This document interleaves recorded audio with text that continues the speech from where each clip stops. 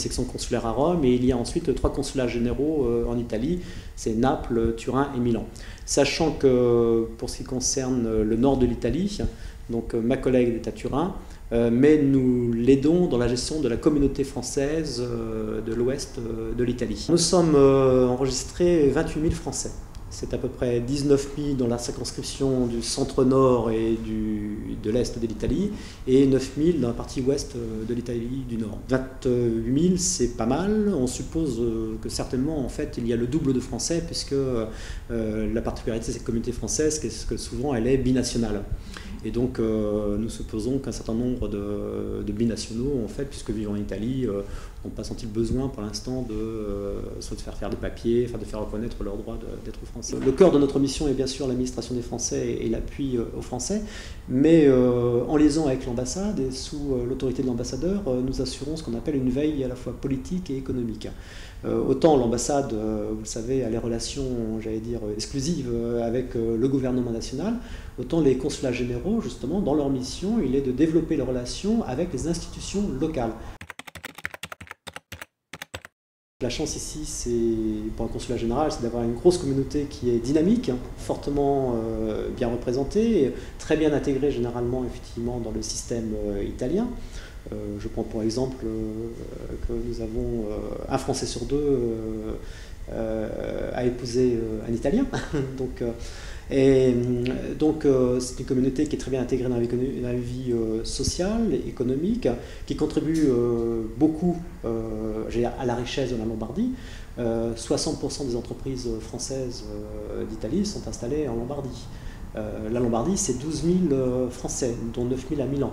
Ce sont des personnes qui contribuent donc à la richesse et au dynamisme de la région.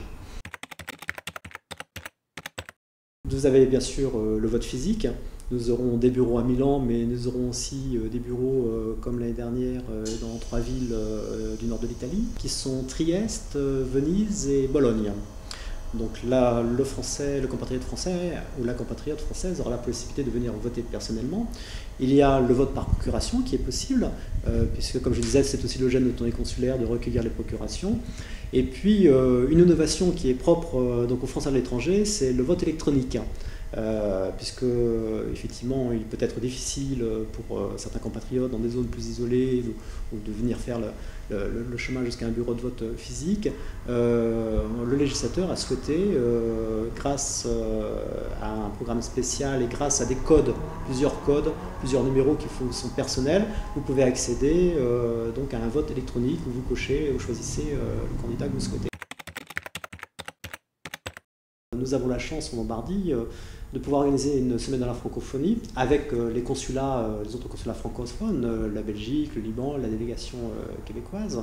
Mais je dois dire qu'on a surtout un terreau très propice, puisque la francophonie en Italie, mais en Italie du Nord en particulier, se porte très bien, j'allais dire. On se porte pas mal, mais se porte même très bien.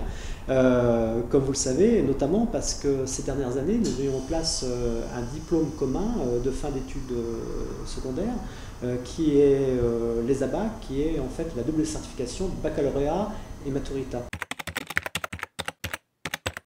J'ai un petit mot qui n'est pas de la diplomatie, mais qui est sincère, c'est remercier le Petit Journal effectivement pour la contribution qu'elle apporte à l'information de la communauté française, au relais qu'il se fait des initiatives que les institutions françaises peuvent se prendre en Italie. Je pense qu'il est important effectivement qu'un organe comme le vôtre puisse maintenir ce lien entre Français.